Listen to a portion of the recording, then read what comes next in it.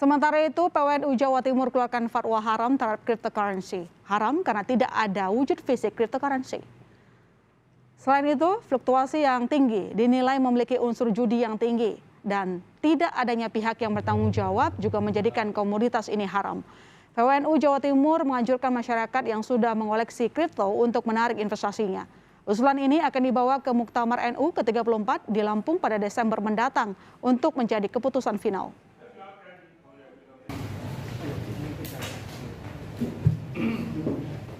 Assalamualaikum warahmatullahi wabarakatuh. Ya, lantas bagaimana rincian kripto kini diharamkan? Kita tanya kepada Kiai Haji Ahmad Asyar Syabwan, Ketua Pengurus Wilayah Lembaga Batsul Masail Jawa Timur. Assalamualaikum, Pak.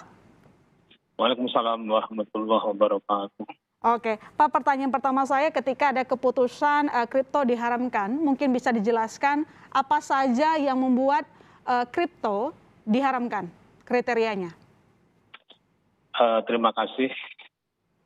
Terkait dengan cryptocurrency di Jawa Timur, sesuai pertanyaan yang datang dari Panitia Muktamar di Lampung, bahwa yang pertama, apa itu komoditi atau sil'ah menurut pandangan syara atau fikih. Kemudian yang kedua ada pertanyaan, apakah Bitcoin, Ethereum, Polkadot, Tether itu termasuk komoditi secara fikih, dan bagaimana ketika pemerintah sudah menyatakan itu sebagai komoditi menurut pemerintah. Jadi apakah ini serujuk apa tidak terkait dengan ketentuan atau pernyataan itu. Dari tiga pertanyaan ini, maka dari soal yang pertama, apakah termasuk komoditi atau dalam pandangan fikih, maka sepakat NU Jawa Timur itu bukan komoditi atau barang dagang. Oke, meskipun kalau kita lihat sekarang, Pak, itu jumlah investor di kripto juga terus bertambah gitu. Ini gimana memandangnya? Jadi begini, jadi sebuah perdagangan dalam bahasa namanya mabek, mabek itu harus barang, hanya fisik yang wujud yang nyata. Setelah nyata, baru kemudian ada sifat-sifat yang suci, yang bermanfaat, yang bisa diserah terimakan. Sementara kalau nggak ada barangnya, bagaimana untuk disifati dia itu sebuah barang yang bermanfaat atau yang lainnya. Maka wujud merupakan syarat mutlak dikatakan sebuah barang atau komoditi. Apakah selama ini memang PWNU sudah mengawasi sejak lama, Pak? Karena kan sebenarnya keberadaan dari kripto ini sudah lama di Indonesia, yang seperti saya sebutkan tadi, jumlah dari investornya juga terus naik. Ya, dari kami dari LBMU Jawa Timur punya tim di sekretaris yang memang secara berkala bahkan dalam waktu yang sangat rutin mengawasi atau mengamati kripto atau mungkin yang lainnya.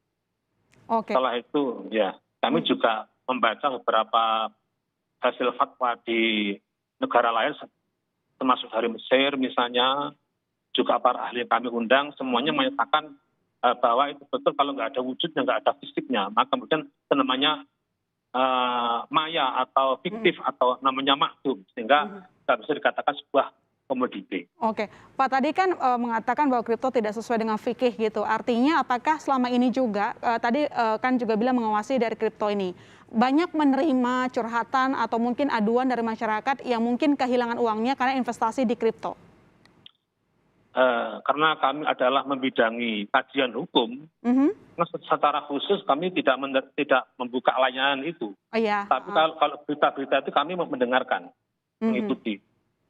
Oke, tapi satu sisi, Pak, sebenarnya kan kripto ini ada badan yang mengawasi ya, ada yang terdaftar di Bapepti, yang tidak terdaftar itu kayak CoinMichin.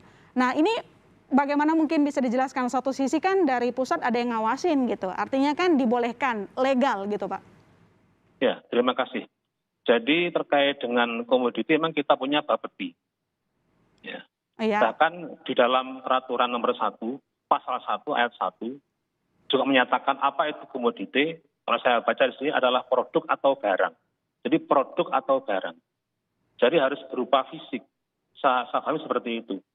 Sementara terkait dengan perincian penjelasan itu, yang kami sempat catat adalah ada 4 item bahwa untuk dikatakan sebuah itu suatu komoditi adalah fluktuatif, kemudian kripto itu adalah punya ciri khas sesuai dengan versinya Bapeti adalah fluktuatif, kemudian tidak ada intervensi pemerintah, kemudian banyak permintaan dan menawaran, artinya pasarnya sangat pesat, kemudian dia sebagai komoditi.